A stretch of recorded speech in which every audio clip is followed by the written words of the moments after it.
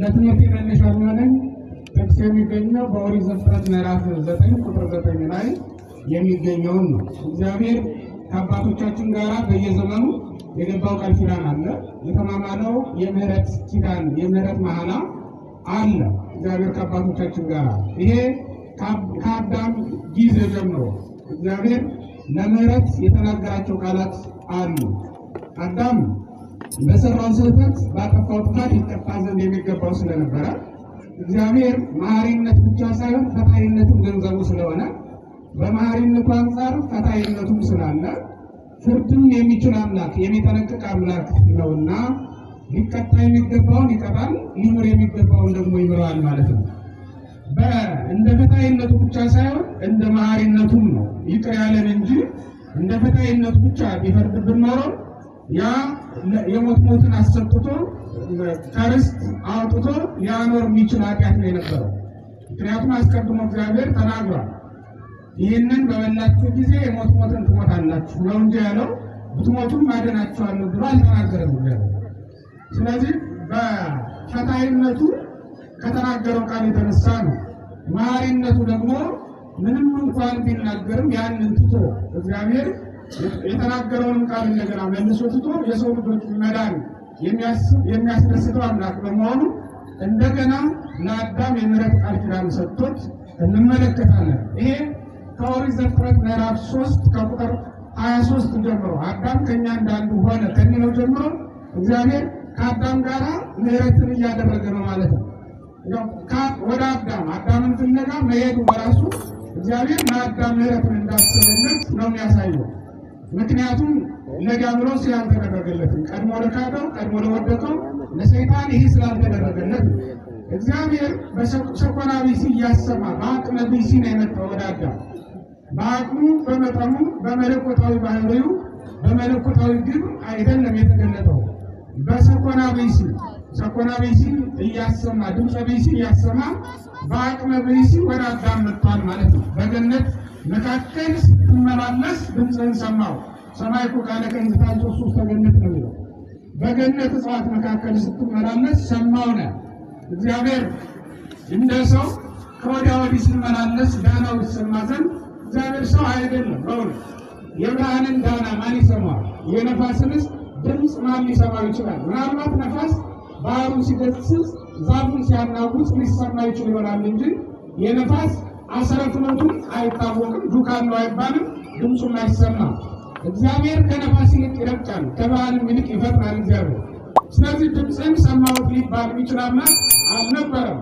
አመጣጡ በመጠነ ቢሲ በአቅመ ቢሲ ስለሆነ አመጣጡ ራሱ ለምህረት መሆኑ በዚህ ነው የሚታወቀው። በሰው አምሳል ነው የመጣው ወደ አዳም። ሰው ሆኜ አድንሃለሁ ስለሆነ በገነት መካከል ያይደለ በምድረ ፋይድ ኃጢአት በበዛባት በጸናባት በታናሽቷ ዓለምም ዙሪያ ተመላልሼ እፈልግሃለሁ አድንሃለሁ ለማለት ወደ አዳም ሲመጣ እግዚአብሔር የሰኮና ቢሲ እያሰማ ነበር፣ ድምፀ ቢሲ እያሰማ ነበር የመጣው ብሎታል ቅዱስ መጽሐፍ እንደነገረን ማለት ነው። ይህም በኋላ ዘመን በመጣ ጊዜ ራሱ ሰው ሆኖ ሲመጣ ኢየሱስ ክርስቶስ እንደዚያው ነው የተደረገው።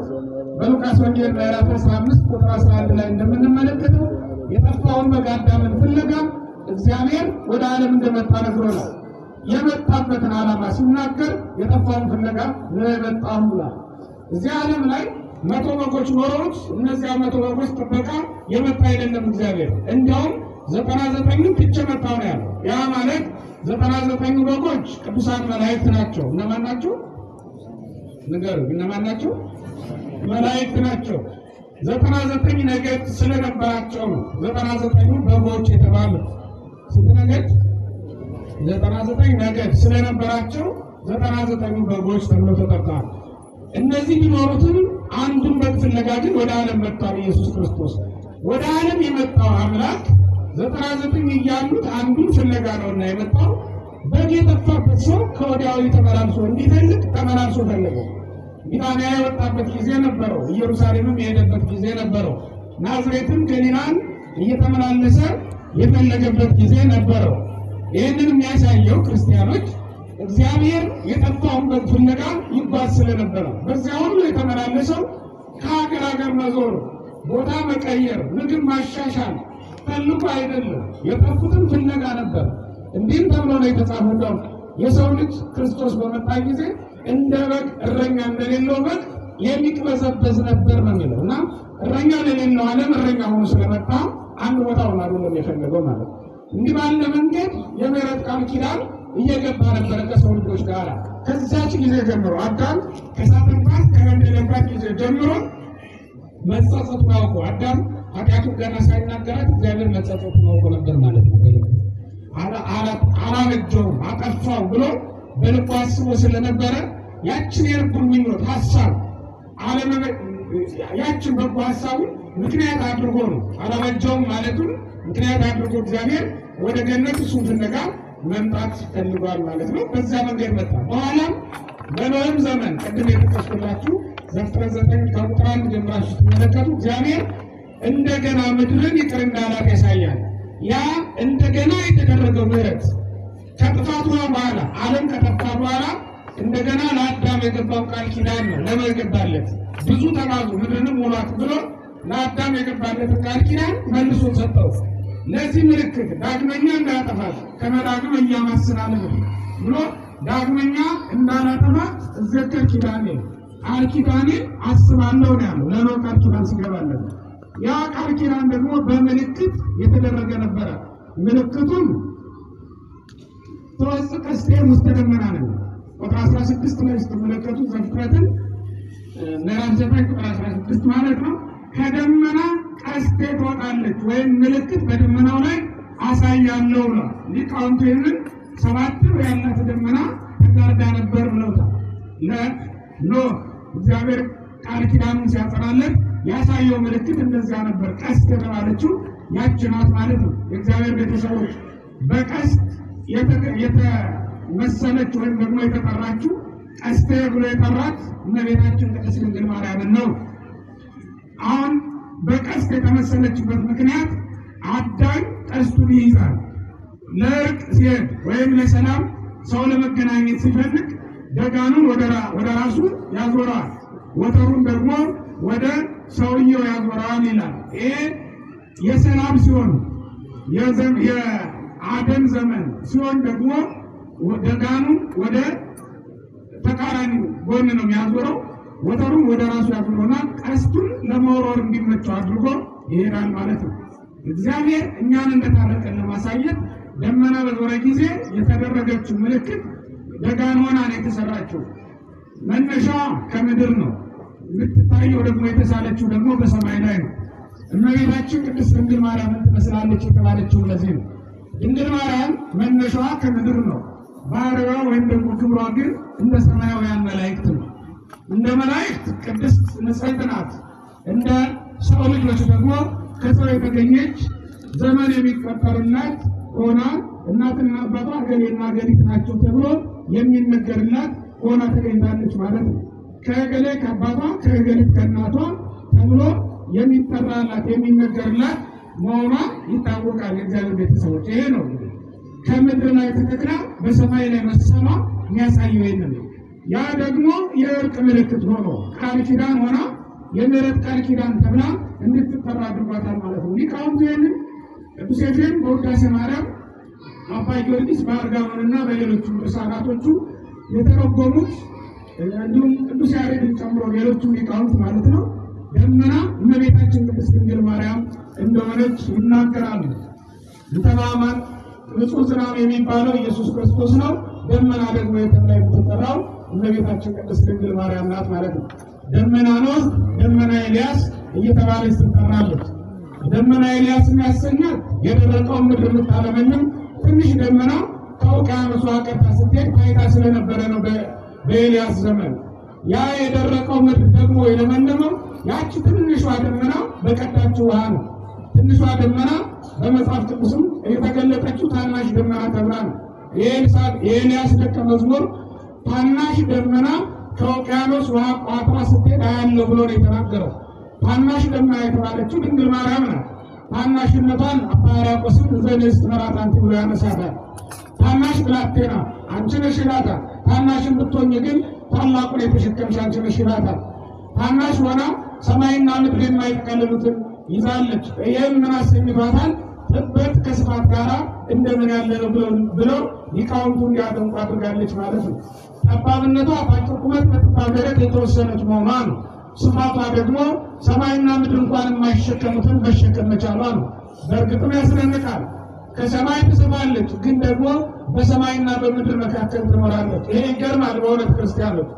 ከሰማይ ታንሳለች ስትታይ፣ ከምድር ትጠባለች፣ ግን ደግሞ የተሸከመችው የወሰነችው ሰማይና ምድር የማይችሉትንና የማይወስኑትን አምላክ በመሆኑ ጥበትን ከስፋት ጋር አስተባብራ አንድ አድርጋ የያዘች ተብሎ ይነገርላታል ማለት ነው ለቤታችን ቅድስት ድንግል ማርያም። ስለዚህም ነው ታናሽ ደመና እንላታለን። ደመና የተሸከመውን ውሃ ማን ሊቆጥረው ይችላል? ማን ሊሰፍረው? ማን ሊለካው ይችላል? ደመናው በነፋስ ይገፋል፣ ግን ደግሞ ብዙ ውሃ ቋጥሮ ወደ ላይ ይወጣል። ተመልከቱት፣ ከታች ያገኘውን ውሃ ቋጥሮ ነው ወደ ላይ የሚወጣው። እመቤታችን ቅድስት ድንግል ማርያም ታይታዊት ናት፣ ግን ደግሞ ላይኛውን አምላክን የተሸከመችው ልብ በሉ። የወለደችው እንደ ሌሎቹ ሴቶች ምድራዊ ሰው ብቻ አይደለም፣ ሰማያዊውን አምላክ ነው በስጋ የወለደችው። በምድራዊ ባህሪ በምድራዊ ስጋ ሰማያዊውን አምላክ ወለደችው ማለት ነው እመቤታችን ቅድስት ድንግል ማርያም። ስለዚህም ትንሽ ደመና ወይም ታናሽ ደመና ብለን እንጠራታለን። በኤልያስ ዘመን ውሃ ቋጥራ በመታየቷ ነው ያቺ ደመና። በኖህ ዘመን ደግሞ ምሕረት ሲደረግ ምልክት ሆና የተደረገች የተቀመጠች ያቺ ደመና ስለሆነች ደመና ነው ተብላ የምትጠራው እመቤታችን ቅድስት ድንግል ማርያም ነው። ኖህን እግዚአብሔር እዘከር ኪዳኔን ቃል ኪዳኔን አስባለሁ፣ የቃል ኪዳኔ ምልክት ደግሞ ይሄ ነው ብሎ ትምህርተ ኪዳኑ ለኖህ ይሏታል ሊቃውንቱ ነው። የኖህ የቃል ኪዳኑ ምልክት ብለዋታል። እግዚአብሔር ሲመጭ በተስካረ ምሕረት ወፍት ነው እየተከሰፋ ምድር ወአማሰና ባይ ምድርን በጥፋቷ በመታት ጊዜ ባጠፋት ጊዜ አንቺን ለምልክትነት በሰማይ ላይ አስቀምጦሻል ነበር ያለው። በምድር መካከል ካሉ ሰዎች መካከል አንዱም እንኳን ለምሕረት የተገባ አልነበረም።